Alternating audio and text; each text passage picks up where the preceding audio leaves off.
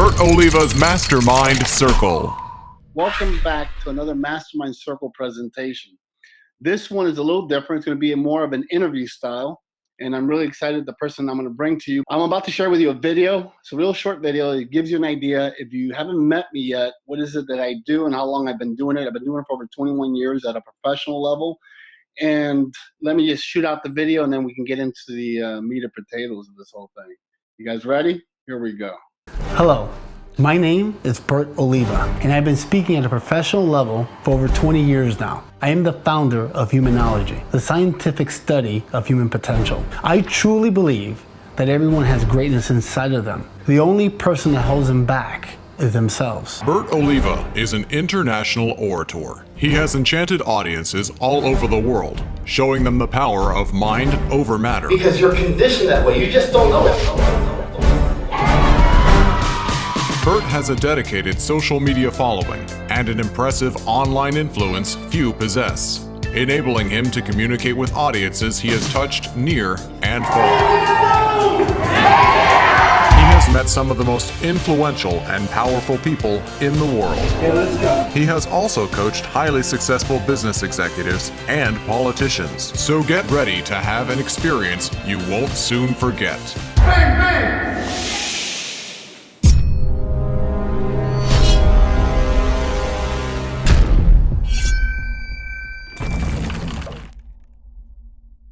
I want to talk about our mission statement. Our mission statement is really important. This mission statement was created when I created this group. And the mission for Mastermind, Bert Oliva's Mastermind Circle, is to create a group of like-minded individuals that support, collaborate, and promote each other, who are willing to share and give and receive encouragement to grow together mentally, financially, and spiritually. Basically that is to find your balance. Because it takes balance to be really successful. You can have all the money in the world and not be spiritually connected. That's not balance. You can be spiritually connected and have no money. That's not balance. So with the tools that we've done for the past 21 years and the people that we're going to bring in front of you, I think, I'm pretty sure you're going to get the messages and the tools that you need. So I'm really excited you guys are here. Really happy that, we're launching this series and you guys are a part of it. So before we get started, one more thing I want to bring up is JC Limitless. He's a global gem. I've been fortunate enough in my career to share the platform with Donald Trump and Zig Ziglar and Les Brown and Brian Tracy and all these guys. However, when my travels, I always bump into what I call global gems. These are the go-getters. These are the people that have good information and they're new in the industry. They're new, and sometimes they're not even speakers. They just have great information. And I met this guy, and I'm going to call him a kid. He's not much younger than I am, maybe. But I'm going to call him a kid because he's a millennial. He's hungry.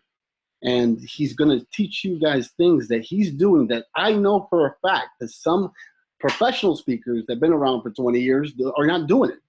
And we had this connection. I saw him on Periscope. To me, he's one of the top motivational speakers on Periscope. There's a lot of them out there, but he's the one that comes out sincere. And that's why I reached out to him. And I've always talked about this in my seminars. And when you guys watch my motivational moments, I talk about reaching out. We're in a social media world. This is where you got to go out and reach out to someone. So I reached out to him, and he had no idea who I was because he hadn't clicked into this section of, or in the sector of, or my space. He wasn't in my space yet, the motivational world. And he said, we'll get together. And long story short, out of coincidence, which I don't believe in coincidence, we ended up speaking and sharing the same platform. I think it was in November of last year. And that's when I got to see him. And he'll tell you a little bit more about it. And when I saw him, I was looking at, this guy, he's going somewhere. I know that where he's going to be in the next 5 or 10 years. I know it. I just want to hear him tell me he knows it. And I'm sure he's going to do that. So I consider him a hustler, and it's not a bad word. See, Wayne Dyer says when you change the way you look at things, the things you look at change. In today's world, young hustlers are these people that are hungry for success, hungry to do whatever it takes to make things happen. And he's one of those. In fact, I'm going to have Valerie read to you his bio. Tonight, we have special guest JC Limitless. He is a motivational speaker, a limitless theorist, a father, and an entrepreneur. He consults with individuals to develop the limitless mindset and perspective in their life. His methods of inspiration are rooted in psychology, law of attraction, and motivation. JC's mission is to help cultivate the minds of millions so that they can live without restrictions and without limits. The only limits that exist are the ones we create in our own minds. So let's welcome JC Limitless. I'm glad you're here, and I'm glad you took my invitation, and I'm excited. You know, I want to start by you telling us, who are you? Who is JC Limitless? I super appreciate the invite, man. It's cool to start connecting with people in the industry. All these legends that are out here, like yourself and Les Brown and Tony Robbins, like all these guys, like I literally found out who they were maybe like last October.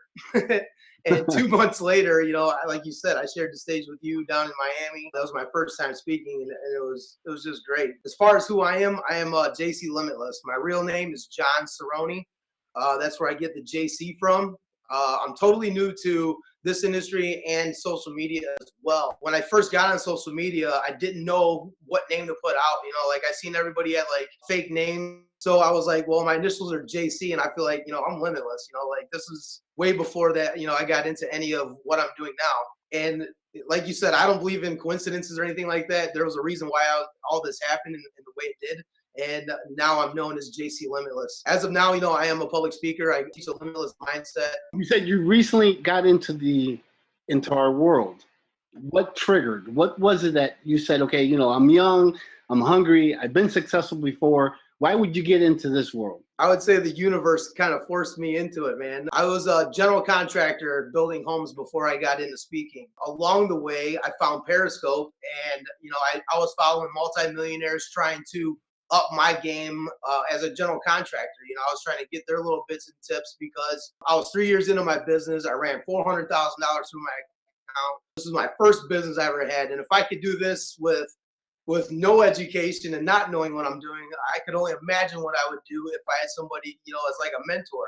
So I started following these multimillionaires and things like that. And one day I just decided to hit start broadcast to see what would happen. Once I did that, I ended up creating a following. I have a limitless network now today. And what I started doing was just sharing, you know, where I came from, the adversities that I faced, and where I was at this point and where I was going.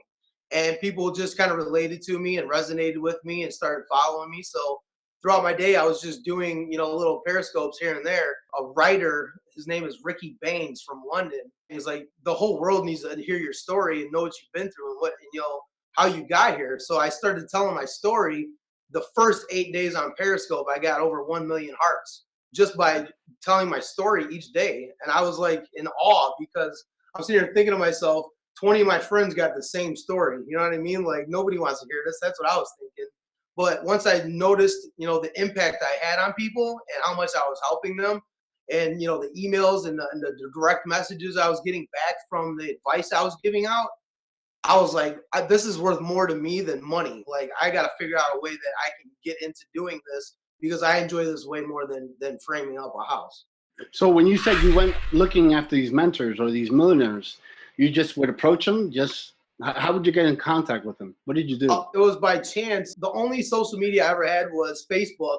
I don't believe in chance, but I say that because people can relate to it. But I ran into this guy, Sean Thomas. He created Uniguest.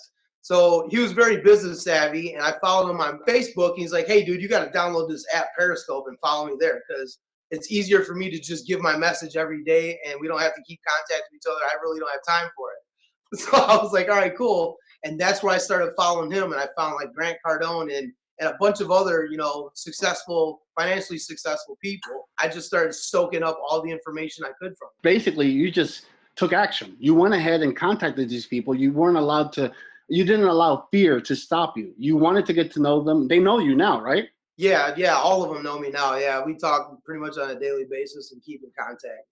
See, so the only different thing is that a lot of people will look at these people and be afraid to make that initial contact. You know? Absolutely. Like to me, fear is the #1 killer of dreams. It'll manifest the worst in everybody. You know, it'll bring everything you don't want. When you get that little fear of, man, should I contact or whatever, what do you do? I think to myself, this is the energy, this feeling I'm getting, this is that switch, this is that internal biological switch saying, do it. You know, like when you get up through your day and there's all these lists of things that you think of and you get that little butterfly feeling, or you get that worry, or you start hearing that the negativity in your mind, that's the switch for me to just pull the emotions away. I don't care what anybody's going to say or think about what I'm about to do, but I'm going to move forward and just execute what is going on in my day to day. So that's every day. It doesn't matter how you wake up. If you wake up with a headache or things are not going well or a business deal didn't go through, you still put yourself in that state, right?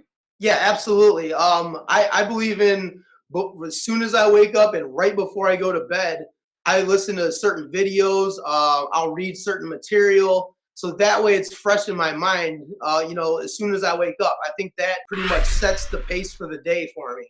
And the same thing is right before I go to sleep, maybe 20 minutes before I go to sleep, I'll try to think about or read about or watch a video on something that is along the lines of my goals. So that way it's kind of like in my subconscious when I'm, dozing off, I'm about ready to pass out, like it's just embedded in my mind. Okay, so now you're in Periscope. You're going to speed it up a little bit, and you're doing these Periscopes. Did you know exactly what you were going to do when you first started?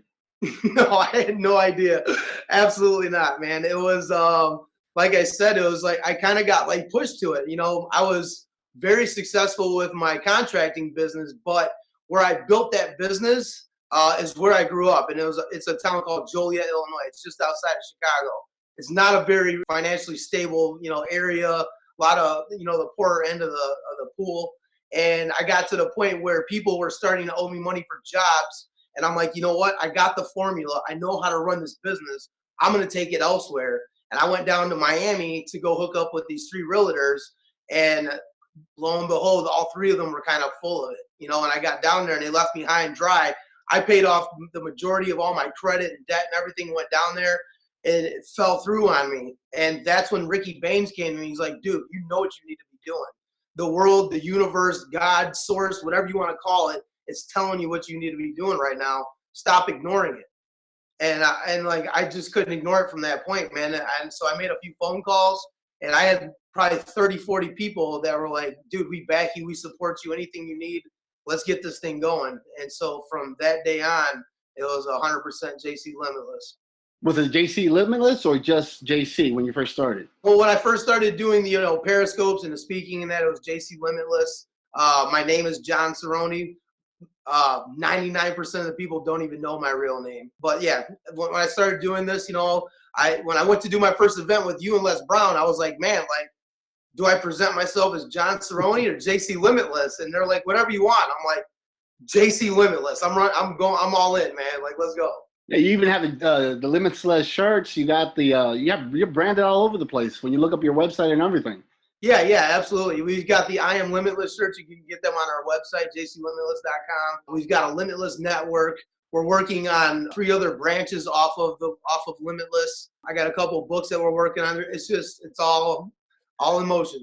So now that you got in and you started doing Periscope and you started getting a following, when did it click that you wanted to be on stage and you wanted to do your thing? It was kind of weird because like I almost felt like when I did my Periscopes, like it was a stage, you know what I mean? Like I felt like, cool, man, I get to help these people and give them some information and I'm out, and then, like I said, when I got down to Miami, when I talked to Ricky Baines, that writer from London, that's when it hit me like a ton of bricks. It was like I saw double vision and like both the lines just came together and I was like, wow, like this is where we're going with it. So let's roll. And then right there and then you decided, let me start hitting the stage. But yeah. You're not a big name. People don't know you. So how did you penetrate that sector? Law of attraction, buddy. I think it was all law of attraction because as soon as I announced that this was what I was going to do to my inner circle started reaching out to their connections. And lo and behold, one of the connections knew Eric from Champion Mindset and said, hey, man, we got a spot for you if you want it. And I didn't bat an eye. I said, all right, let's go. Sean Thomas talks about his new book that he put out, Naivety. And a lot of people think of it as a bad thing. But I think that's what saved me through this whole thing because I didn't know none of the big speakers. I don't know the industry. I know nothing about how swamped it is with all these speakers as I do now. You know, like I didn't know none of that. You know, like I came in there like, I'm JC, I got a message, man. I'm gonna come out here and smash it. You know, and I came out there and did my thing, and that's where it all went. That's awesome. And then after that, what happened after that? As soon as you did that, you told me that it's not the way you were expecting it. You know, you're supposed to get an hour. You only got like half an hour. So you didn't know how to ship. You know, real life happened. But yeah, you still came through. You still delivered what you wanted to. What happened right after that? What did you say at that moment? Because at those moments are usually when people try to give up. They're like, you know what? I didn't have any control over it. This is not going to work. What happened to you at that moment? No, I look at it different. I think it's just because of my perspective and the way I approach things. I looked at it like, yes, I was unhappy with how it turned out. I didn't get to speak as long as I was told I was going to speak. So I had to kind of chop up what I was already thinking about speaking about. You know, you're doing all that here. Yeah, everything was from, you know, I honestly, I don't think I could honestly do like a PowerPoint or, you know, a repetitive presentation. You know, like I like to speak from my heart. I like to speak, you know, give me a subject and I'll just straight tell you everything from my mind, like what it is that I know, what I don't know. If I have the resources, I'll share them. If I don't have the resources, I won't. If I don't know about it, I won't even talk about it. You know, I just like to just deliver me. You know, like I think that's it's going to be a little different because I see a lot of speakers aren't that way. But I'm sure after the years go by that, you know, a lot of things will just kind of be repetitive on their own. Yeah, it's a system. You start adjusting. The more speeches you do, the more you understand what your niche is and what is the message you're bringing through. And then you start noticing, they like this, let me keep this. And you start evolving. And then after that, you said that you ended up lining up close to 100 plus speeches. How did you do that? All right, so yeah, what we're doing now for the year of 2016 is my goal is to have 150 speaking events. After I did the champion mindset in December, we set up, I've been to 2 other speeches and we've got a bunch more that are going under contract now. The other 2 that I did is I spoke at the Periscope Summit in San Francisco. That was in the end of January. Also in the end of January, we did another, I was a panelist for the C3 event for Chris Record in Las Vegas at the Flamingo. Judging off of like where we were at and the responses we were getting, like it just kind of co-signed everything, you know. For me to get that first event with you and, you know, all these guys out here that's been in the game for all these years, like at the time I had no idea what I was getting into. They put you right in the middle. You had you have JC and then you had Les Brown. Yeah. So they put you right in the middle. I mean, you were like in the middle. Yeah, it was epic, man, and I'll never forget it. Obviously, you're going to succeed, right? Because failure is not part of your program. That's not the way you're programming yourself. Not at all. You've done it before when you were doing your, you know, real estate or in construction work, and you're going to do it with this business. I want to know, like, your burning desire. I want to know where it all comes from, you know, because everyone has a bad day. Just we sometimes choose to have a bad moment, not a day. That's the difference between guys like us and the rest of the world. The only difference is that you're able to work on things faster. Like if you get upset, we'll turn it down. It won't last half a day. It'll last 2 minutes, 5 minutes, you know? Yeah. How do you work? How do you shift? What is it you do to keep yourself in the state that you are in order to make sure that you stay as a young hustler and you go in the direction that you really want to go? Well, I think there's a few things in that equation. Number one, obviously, like I want to get out and share the information that I have with everybody. I just love the reactions and seeing people succeed and perceptions changing and so on. My ultimate goal out of all of this, now that I've entered where I'm at and I see what I can do in such a short period of time, by the end of days, like my ultimate goal is to, 500, 600 years from now, I want people to remember who I was. I want people to speak about me. Like all these other great people, like Napoleon Hill and all of them. I'm not saying that I'm anything like Napoleon Hill, but I'm just saying like the idea of you want to leave a legacy. Yeah, I want that legacy. I want to be remembered for that, and I want to set it in stone. That's the one thing that drives me. I also have why do you want to do that? Because I know that if I'm able to succeed and leave that type of legacy, then I left that much value and information for people, even after I was gone, for them to grow and learn and become better versions of themselves. There's a lot of different reasons why I want to help people. I hate seeing like stuff. I never watch the news. I never watch any of the nonsense, the noise. That's what it's just all noise. But, going through my Facebook, I'll see people, fighting for no reason in front of kids, or people, doing whatever in front of kids. Like, kids are everything to me. I love kids, man. Like, they're our future, man. And I think they're easily influenced more so than trying to fix a broken man. So I think that it's our job to give these kids what they need to be presented. Kids can only choose from options presented to them. If they don't know something exists, how can they choose it? So present them with something amazing and just give that to them to choose from.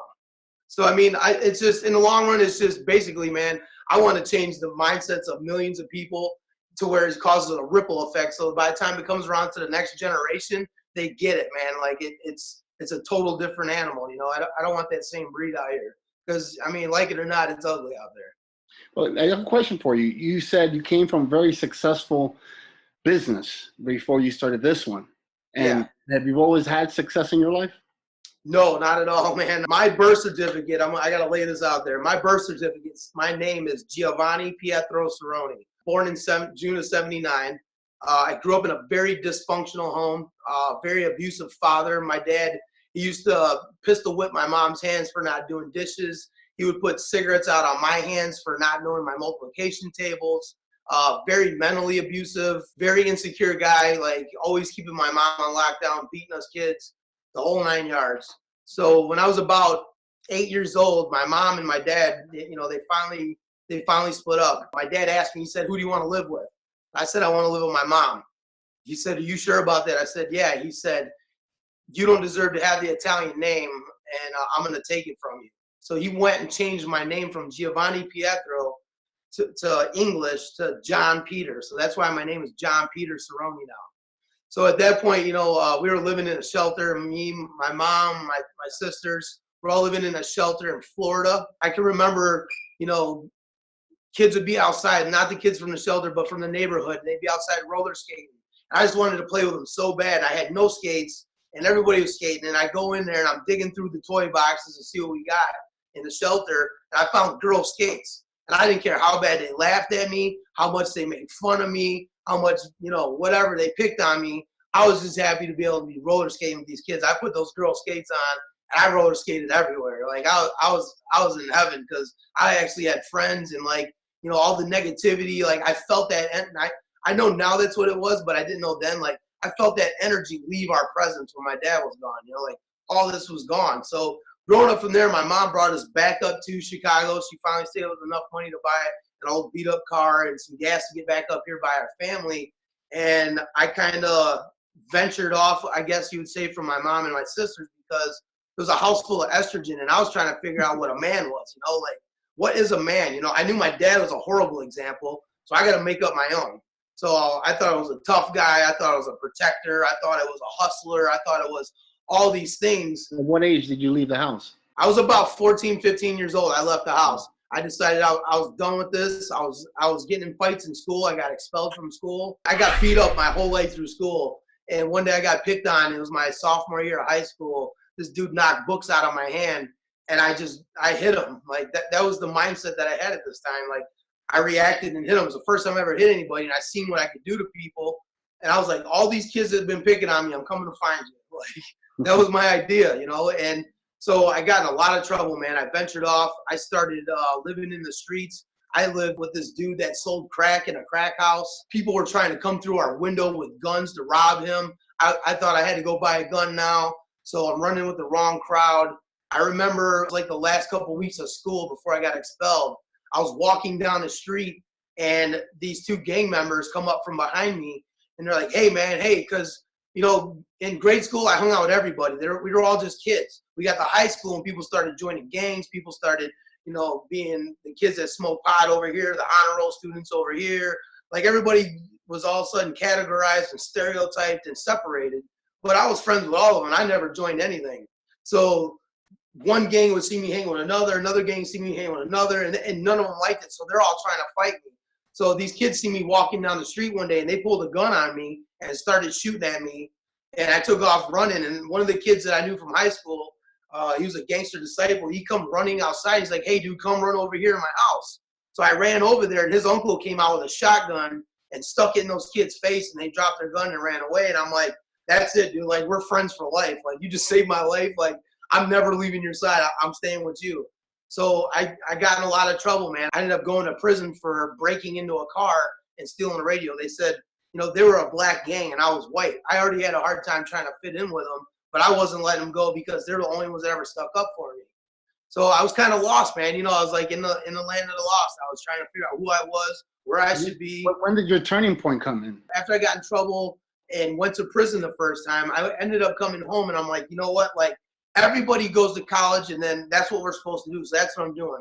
I went to Illinois Center for Broadcasting. I got my GED first. Then I went to Illinois Center for Broadcasting. I saved up 10 grand to go there, only to find out after my internship I was going to make $6.75 an hour, 4 days a week for 4 hours a day. That's right.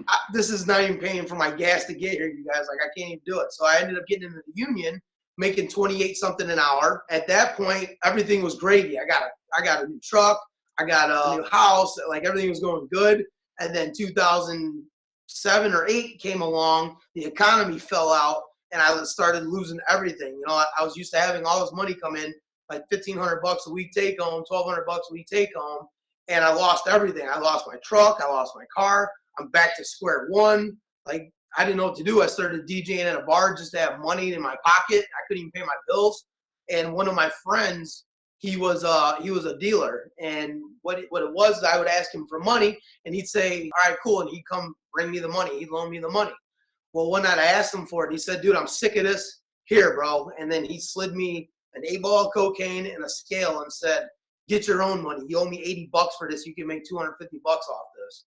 I'm like, bro, like, I don't do this. Like, I'm trying to do the right thing, man. Like, that's why I'm suffering right now. Like, I'm not doing it. So he left it there, and I just did it. I said, screw it. I need the money. So a half hour later, I'm like, dude, I got your money, and I need another one. Bring me another one. And it just got out of control. I ended up going to prison one more time. And this was the turning point. This is where everything. How old were you then at that time? At this time, I was 29. So at this point, I went in there, and this is where my perception changed, and I didn't realize that all this was about to happen, but we can only have certain things in there, otherwise it's contraband. And I found a psychology book in there. I hate reading. I used to hate reading, and I don't anymore. I used to hate reading. And I found this book, and for some reason, like, it was talking about, like, body language and, like, verbal language and, like, all this stuff, and it was, like, so intriguing to me, and I'm like, this is the coolest thing ever. Like, I never even noticed that I was doing this, like, interpreting things like this with people all the time. But this is what I do. And an officer found the book, took it from me, and said it was contraband. And I'm like, wait a minute. I'm like, people pay big money to go learn this at school. How are you going to tell me this is contraband? Give me my book back. He said, no, sorry, man. Warden said I got to take it. At that point, it hit me so hard, like a ton of bricks in the face, how powerful our mind is, how powerful our thoughts are, and what we can produce with them. They took that book because they didn't want us to, you know, oversee or overcome an officer mentally or whatever. So I went and found the same book again, and I stashed it. I cut a hole open in my mattress, and I put it in there, and I guarded it with my life. I found Robert Greene. I found Napoleon Hill. All these books were contraband, and I knew how powerful they were. And I came home. I said, I'm going to figure this out. There's a way out. There's a legal way to do exactly what I was doing illegally. There's a way to make this kind of money, to be happy and have what I need. I got to figure it out. So I finally got into a place, you know, I was working like at a minimum wage place, whatever. I got a little house. I ended up losing that too. And I'm like, there's something missing here. Like, I'm missing it. I don't know what it is.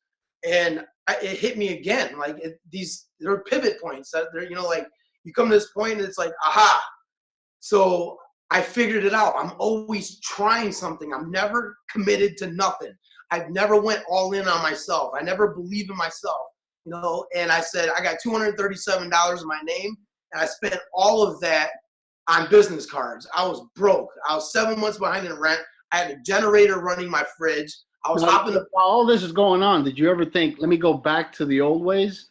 All the time, man. I could not think about it. As soon as I came home, those people were waiting for me outside the gate saying, here, bro, I got you. Let's get back on and make some money.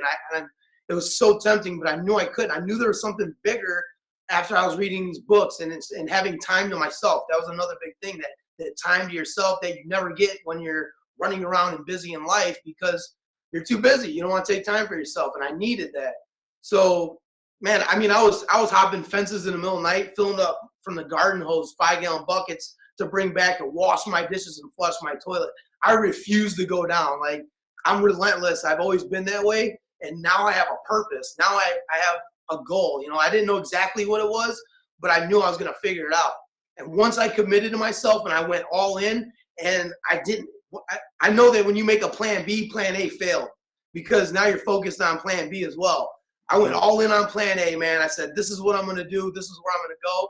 And it blew up, man. Like within 8 months, like it was ridiculous. I thought I was going to be like cleaning gutters, cutting grass, whatever. I've never worked on homes before. Like I never done anything with general contracting. All I did was pave asphalt driveways, parking lots, and so on.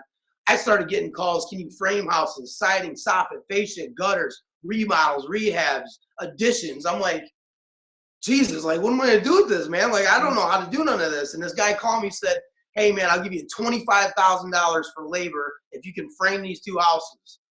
I'm right there. Like, I had my motivation right there. Like, I need money. This is going to get me where I need to go to propel me to get hired. I'm like, I got 3 buddies that know how to frame houses. I'm putting them to work. I'm like, hell yeah, I can frame them houses. I never touched one a day in my life. 3 weeks later, these guys got the job done. I made $9,000 off the job. I said, dude, I found my niche. I'm running with it. I just got to supply the work and delegate to the right people and get it done. And it blew up, man. It just took off. I had 14 carpenters, 8 laborers, and I had like 7 subcontractors working under me every day. So now that you got into this new career, do you ever think you're going to go back to other things, or you're going to stick to this one? No, I'm here, man. I'm here to stay, brother. I'm not going anywhere. I can't say that being so new in it that I've profited financially from it. Right. But the results that I'm getting from my interaction and engagement with people, it's already paying me back, man. And the more I give, the more it keeps coming to me. I know where this is going. I'm not backing down. I tell a lot of young guys or ladies too that get into the businesses, this is a lifetime career. This is not something that, you know, when the economy crashes, things go up, down, whatever the case happens, you got to stick with it. And you got to become that person. People's like, Bert, you wake up motivated every day? No, I don't. I'm a human being. But there's certain triggers that you put yourself in state. It takes you an average, hypothetically, right? You're a normal person. You don't read a book. You get upset. You're upset for 2 days, 3 days, a week. When you start reading, you start surrounding yourself with the right people. You start changing your circle of friends, but you're not changing them. They change because you're growing. They become afraid of you. Once the shift starts happening, you get upset in the last 10 minutes, then 5 minutes.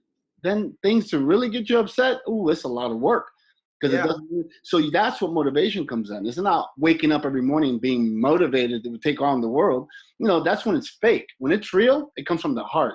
You know, so I want you to tell me from the heart, you know, what are some of the tools and things you want to share with the people online right now? I would say that it's all about you. Like you can watch all the motivational videos you want. You can read all the books you want. You could, whatever it is that you go out seeking for, and you know, like you might feel good and you might feel high at that moment on life.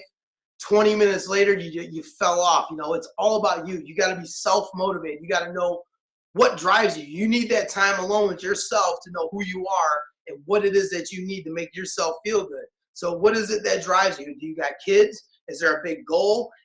What is it? You know, there's a bunch of things out there that drives you.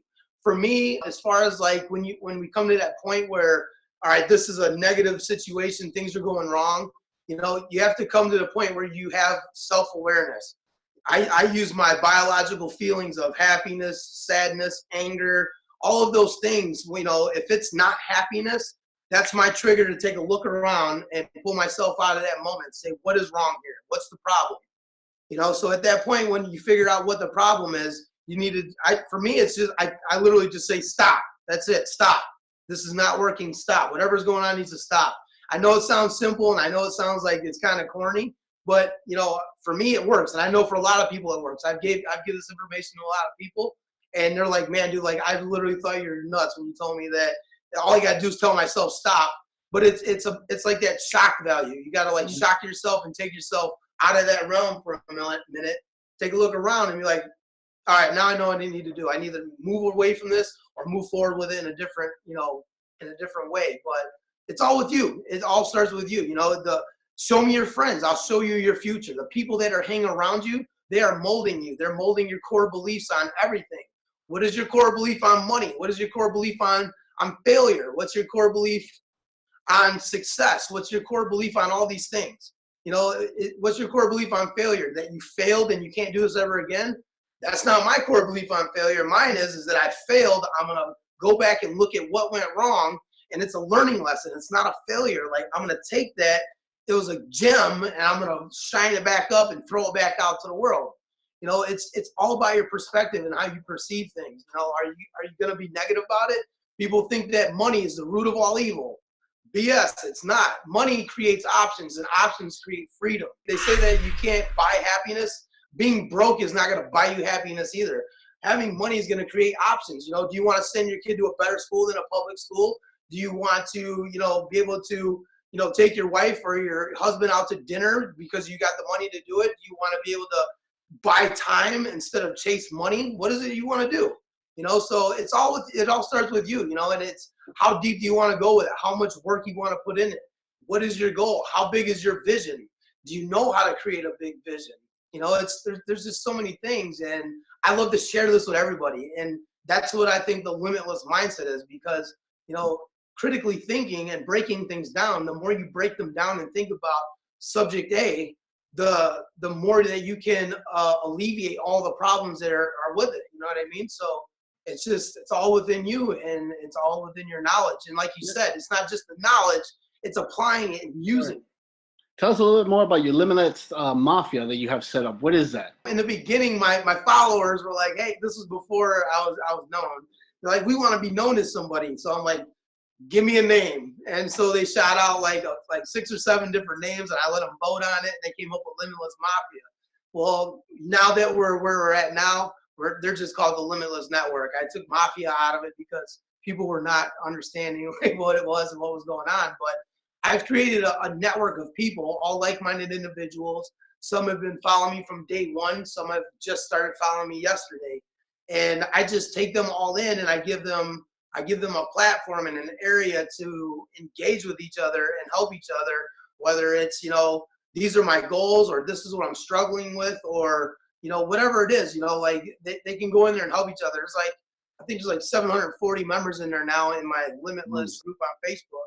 It's just awesome to see people grow and sprout. You know? What do you guys do in that group? What do you guys do? How do you motivate each other? How do you keep everybody on game? It's tough when the numbers get high, because in the beginning when there was like, you know, 40, 50 people, like people were like going nuts because they were like interacting really crazy. But I think because people really don't know each other in there, they're not interacting so much. The people that will say, they'll raise their hand and say, hey, look, I'm doing this. They're moving forward with grace, man. It's awesome to see that, you know, somebody will bring up, hey, I'm struggling in this area. Is there anybody in here that can help me out? And there'll be 3 or 4 people, 5 people that are just all over it, you know, like, hey, this is what you need to do. It's just a matter of, you know, like Q&A and like sparking ideas, you know. I mean, that's another cool thing I like to do, is plant seeds and leave, you know, like, here's this little idea. Or here's how do you find that group on Facebook? The group is closed. I don't just let anybody in there. Like, they come to me, I kind of screen them a little bit, and then I let them in there. It's a free network, but I treat it as if it were a paid network, as if, you know, because your network is your net worth, you know, and those people are all valuable to me, because they're not just numbers. That, you know, it's not just 740 people. There's 740 people in there with hearts and drives and dreams and hopes and hurts and achievements. You know, like, these people are real to me, you know, so I protect them as best I can. That's awesome. I have a couple of questions before we bring in the questions from the group. Go ahead. How are you having your child grow up, considering what you went through? What are you doing different? Everything, man. I know that every little experience, whether it's coloring in a coloring book with my son, or if it's going to Times Square with him, like, every little second moment is precious and vital. So I'm very cautious of everything I do with him. I try to pre-plan everything, so that way he has no choice but to have a good experience throughout his day. You're going to make sure that you don't go back to being like your father. You're a different person. Oh yeah, definitely. That's not even an option. I would lose my The mind. reason I'm telling you that because a lot of people have gone. I tell people all the time, have you ever had a mess in your life? And they'll say yes. What about a test? And they'll say yes. I say, well, that's part of your message and part of your testimony. However, a lot of people will hold on to that and use that as the excuse of why they can't succeed. And look at what you went through, not to prison one time, yet alone 2 times. You were like in the hood, and you went from like Johnny Wimber, a good friend of mine, wrote a book. He talks about from the hood to doing good. Yeah. And that's what he did, you know. And I like to sometimes bring those things out to let the listeners know that, you know, you're in the moment. You're talking out of your heart. That's one of the reasons I connected with you. And you can ramp things up. I seen you like get motivated to the point you got me standing up. You know what I'm saying? I see you do that, but you're speaking out of the heart. And I just want to make sure that people realize, listen to the story he just said. And he's not allowing that. It's by choice, because it's there in your subconscious mind. You grew up like that. So there's certain things that you may trigger a certain way. However, by choice, you have chosen not to. And the outcome of your child will be amazing compared to what you went through, even though what you went through is great, because look where you are today. Yeah. You know what I'm saying? So every bad thing has a good thing as long as you're able to look for it and then realize that, like you said, when I fail, I don't fail. I fail and I look for what was it that I did learn, pick up that rock, polish it again. And if you have to do it 5 times, you do it until you get it right.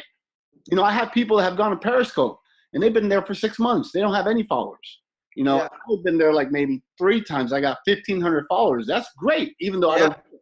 But what I'm telling you is that reason you got 5,000, you got 1 million hearts. The reason you spoke at the summit is because you kept doing it, even when you had 3 followers, even when you had 5 people show up. Even now that they changed the algorithms and you used to get 500 people in the room. Now the room is 30. You know, you're still doing it. Like if there was 1,000 people in the room. Yeah. And that's the message that I want people to get. That's where I want them to see that, man, we're not special. We're human beings. What we do is we're choosing the choices that we have in front of us every day to create a better quality of life. Yeah. And in my seminars, I talk about, look, man, if you want to be rich, that's great. I'll show you. Like I can tell you, how many people here want to be millionaires? Everybody raise their hand. But I'll tell you one thing. Before you become a millionaire, you got to become a thousandaire. Yep. And they don't realize that. They're like, oh, I don't want to buy the program anymore. Well, because it's a process. Look how many people win millions of dollars when they win the lotto and they end up broke within the first 3 years.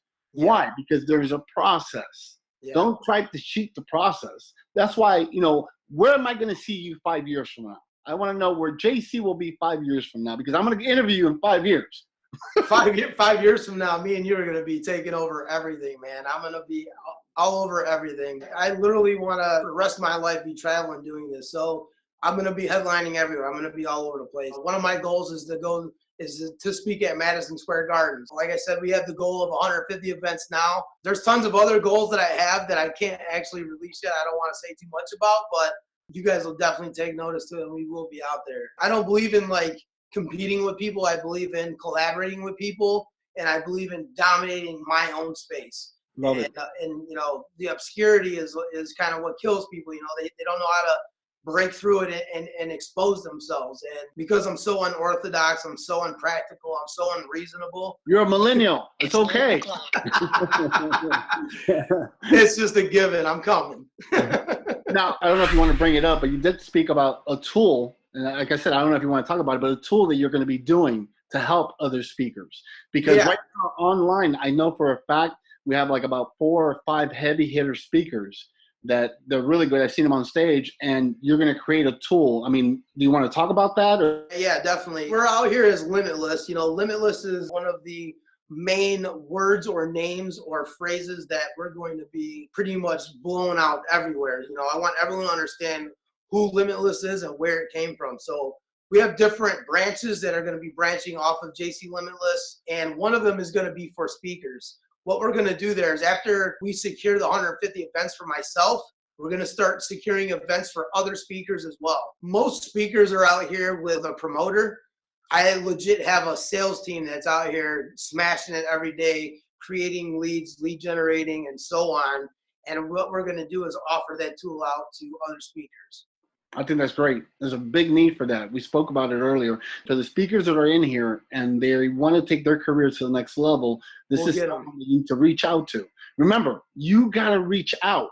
You know, it may be intimidating for some of you. I mean, you'd be surprised how many people I ask, come reach out to me, and they don't. Yeah. You know, Yeah. reach out, man. That's really the easiest way to become successful is reach out even to multi-billionaires. You'll be surprised how they'll go ahead and hang out with you. It's just the way it is. As long as you start building your core, they want to be around you. They like the energy. They can feel it. They know, they see potential.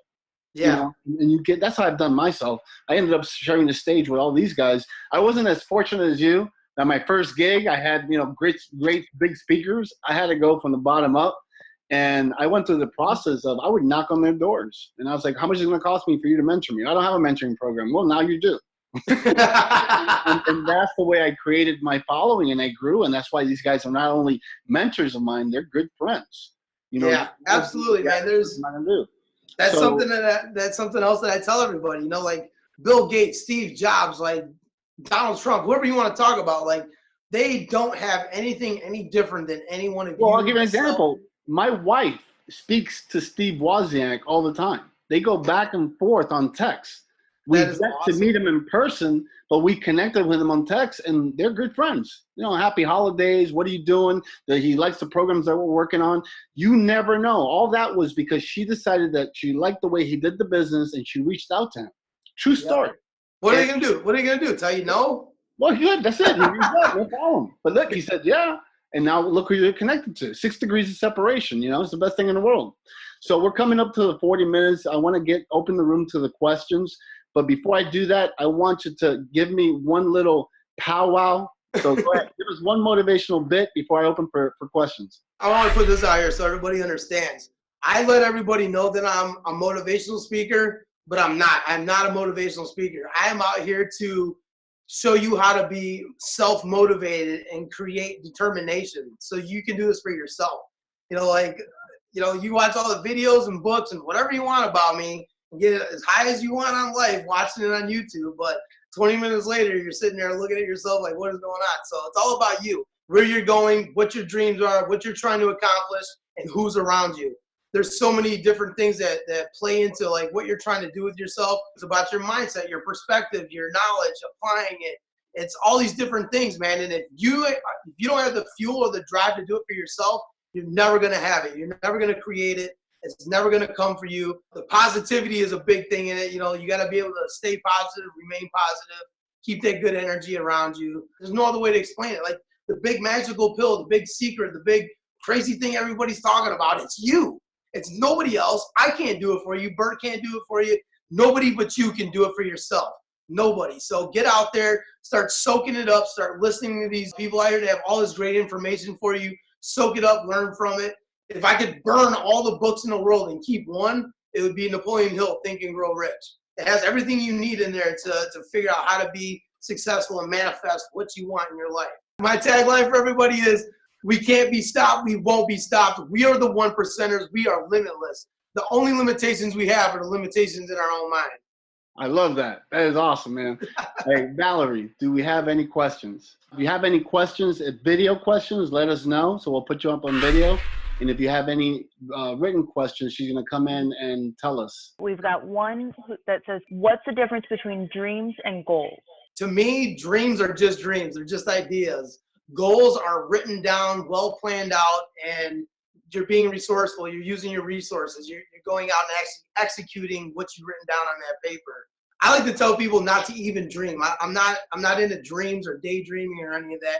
I'm into visions and creating visions and images and applying that and writing it down. You mentioned something about a mission statement earlier, and that's something that I have everybody do all the time. I have them write daily mission statements, weekly mission statements, monthly ones. And if they're big enough, if they're far long enough to be able to see into the future, like write out yearly mission statements, 5-year mission statements. Where do you want to be? What do you know, and be clear on what you want. I mean, to a T, be as clear as you can be and write it all down. And, you know, Napoleon Hill says to do this as well. And he says to read it once when you wake up and once before you go to bed.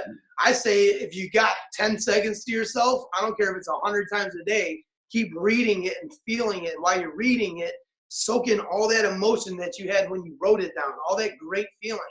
It's just going to help you manifest it quicker. Yeah, for me, goals are dreams with deadlines, period. Yeah. You can dream all you want, but unless you make them goals, you'll never have it. Absolutely.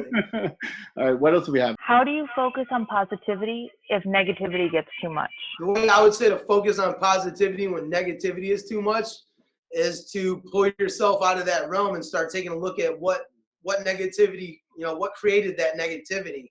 And if it's people, places, or things, they gotta go. Obviously, if you're asking the question, then you've come to the point where you're aware of the negativity. So your awareness is there. So now that you're aware of it, it's time to get rid of it. And to be honest, this is what I tell everybody. I don't care if it's my family, my friends, whatever it is. I don't care if I've been friends with them for 30 years. If that's where the negativity is coming from, they gotta go. I guess it's up to you how much you want to cut them off, but I'll literally cut them off. I'll block their number. I'll let them get the message that I'm not dealing with it. And if they want to approach me later on and try to come back in a positive way, that's what it's about. But when all that negativity is around, you've got the awareness for it. You need to pull yourself away from it.